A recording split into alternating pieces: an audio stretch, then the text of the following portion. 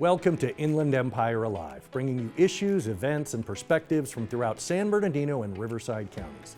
I'm David Brady, and in today's episode, I'll welcome Nicholas Cataldo and Julie Farron to talk about a first-of-its-kind event in April celebrating the San Bernardino area's rich history. That's today on Inland Empire Alive.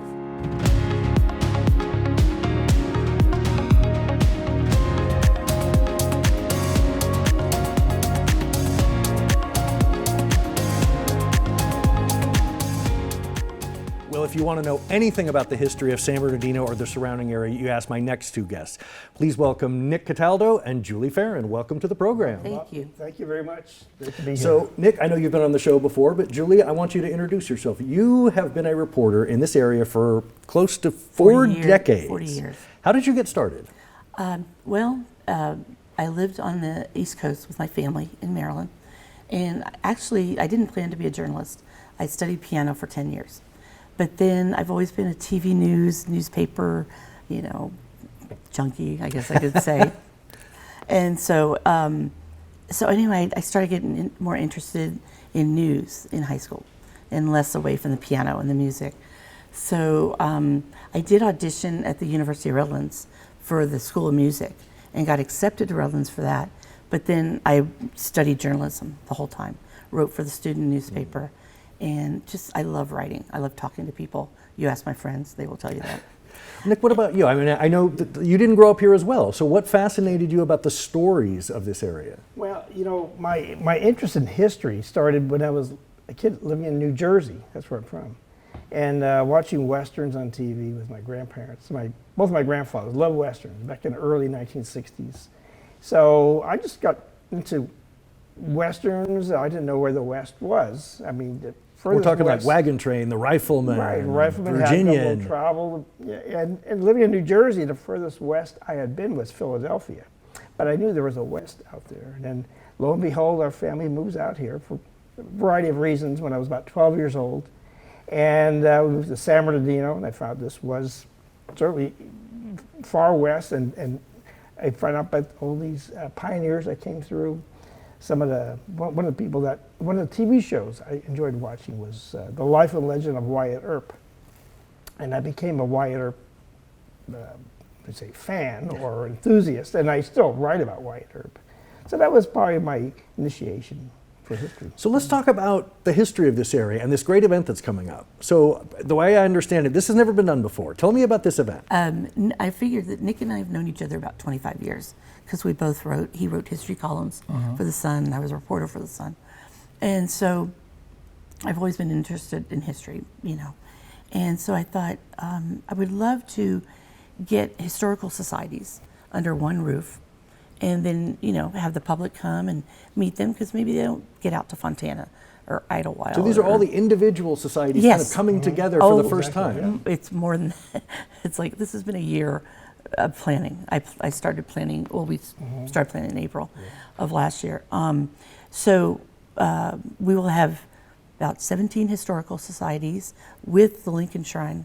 They'll be there. And 4 museums, including McDonald's Museum and Route 66. They will have memorabilia. We have 8 local authors, and they will have their books there to sign and greet people. And then we have gold panning for the families, historical demonstrations where children can learn how to, rope making, a lot of stuff. We have a pioneer band from Oak Glen, Riley's Mountaineers. They'll play music, and we have a food vendor. And then the Model Railroad Club will be there. We want to make sure what's the day and where will this take place? Saturday, April 13th at the Santa Fe Depot.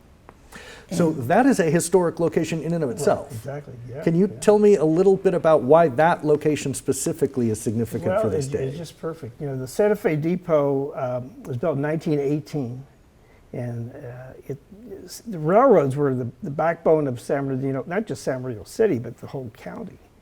And so railroads are so important. And the first railroad came through in 1883, and there was the first depot was in 1886. This one here is since 1918. And inside in what used to be the baggage room is a museum that is part of the San Bernardino Historical and Pioneer Society. And this will be featured on the 13th, on April. Yes, yes, and the event's from 9 a.m. to 3 p.m. And so, what do you hope people take away from that event? I mean, like you said, this is the coming together of all these different organizations.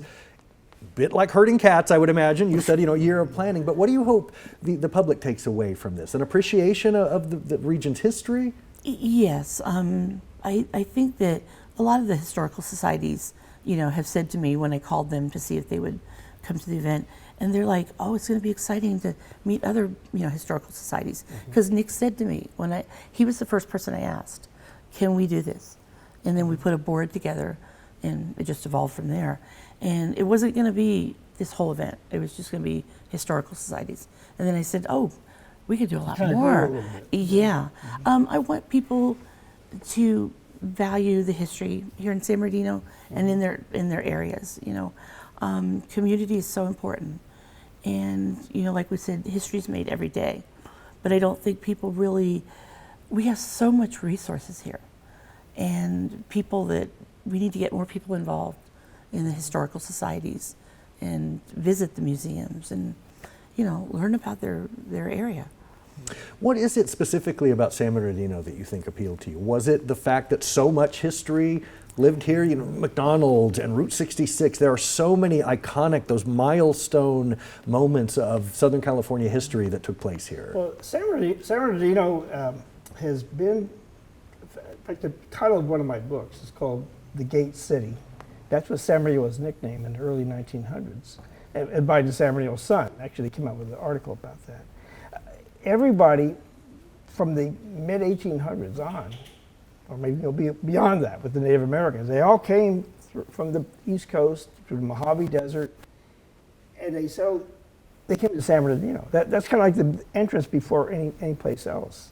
And certainly as the population grew, San Bernardino was the place. That was the gate. It was like you're really now in Southern California when you get to San Bernardino. And San Bernardino was a transportation.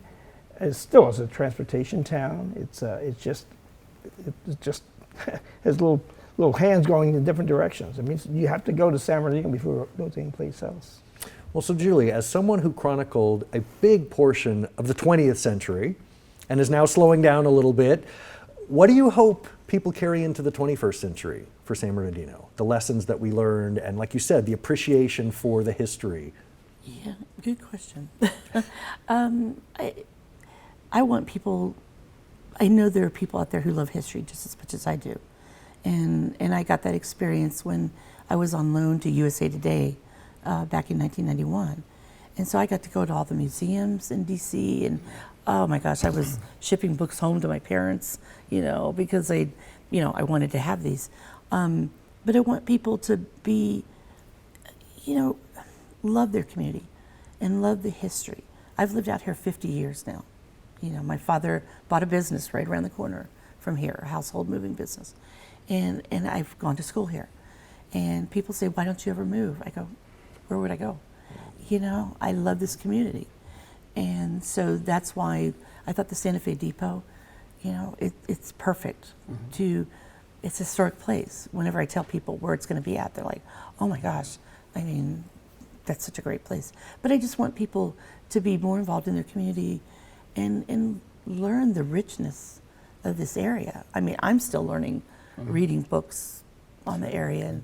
And, How important is it to preserve that history? Because it's one thing to read books like Nick's, a lot of old photographs of places that don't exist anymore. Sure. But then there are places like the Depot that are still around and are preserved and are protected. How vital is it to keep those places around, that we don't bulldoze and we don't just live in our, those things don't just live in our memories? Structures are still there. These tangible reminders are so important. They really are. And history is, for the sake of interest, that's really, it's great. I love, people being interested in history, but also kind of learn from the history. But this is what happened. People make decisions. They go through hard, good times and bad times, just like today. But people, if they have a sense of pride in their community, what's there, they'll work towards fixing it. or making changes, whatever changes are. Well, and things come back around. Yeah, they do. People might have written the railroad off, and it's alive and well in San Bernardino. It sure is, yeah. I mean, right, when they downsized the Santa Fe Railroad in, I guess it was late 1980s, they closed up some of the shops there, and they moved, a lot of the workers to I think it was Barstow and Topeka, Kansas. That's the big thing. The workforce has changed, was lessened, but trains are going by all the time. I take the train all the time. Oh yeah, all the time. I hear the whistle going by in the middle of the night. Right, with Metrolink Yeah. and freight, intermodal, we call it. Yeah, so as you say, it's not something that's part of history. It's the present. Right. It is part of the future. It's evolving. You're talking about Brightline. You're talking about expansion. It is not something that you're only reading about in books. No. Those locomotives are part of history. That's true. The way we dressed and got all gussied up to ride a train. That's part of history. But that stuff is still alive and well. So before I let you go, I want to make sure to let people know where they can find more information about the Historical Society and your work. Okay. It is www.sbhistoricalsociety.com. That's correct. And people can find Nick Cataldo's books through Backroads Press. You can go to facebook.com/Backroads Press. That's correct. Julie, before I let both of you go, I want to hear more again about the event. It is Saturday, April 13th, 2024, the historic Santa Fe Depot in San Bernardino. And tell me again the folks that are going to be participating. Oh gosh, like I said, 17 historical societies, including the Lincoln Shrine in Smiley Library, and then we have 8 local authors, including Nick. And No pressure. and Mark Landis, who wrote about the Arrowhead Springs Hotel, and then Luis Forte, who was Huell Hauser's cameraman. Yes, he's been on the program before. He's going to sat be right in there, the seat. Yeah. and so that's going to be great. And then the 4 museums, like McDonald's and Route 66, and the Leland Norton Museum at Norton Air Force Base, and then gold panning and historical demonstrations. Something for all ages. Oh my gosh. Families, every age. And with music, from the Yeah. So this is the first time we've done it. We don't know how many people are telling me, Julie, you're probably going to have a lot of I people. think it's going to be really successful. We're really publicizing it. And I wanted to mention one more thing. Yeah, go ahead. So we have a flyer that we've been handing out, and I think hopefully we'll use it on the segment. A friend of mine, Charles Keel, has developed, it's iehistory.org, and it's going to be for the historical societies for the future. So we're listing, people can go on the website and see, all the different historical societies, how to link to their sites, if you want to be a guest speaker. It's our idea to, keep history alive through and have people, visit the website and visit the historical societies and the museums. Well, there are absolutely power in numbers, so I wish you all the best. Again, Saturday, April 13th, the Historic Train Depot. Julie, Nick, thank you so much. Hey, Thank you very much. Thank you for the opportunity.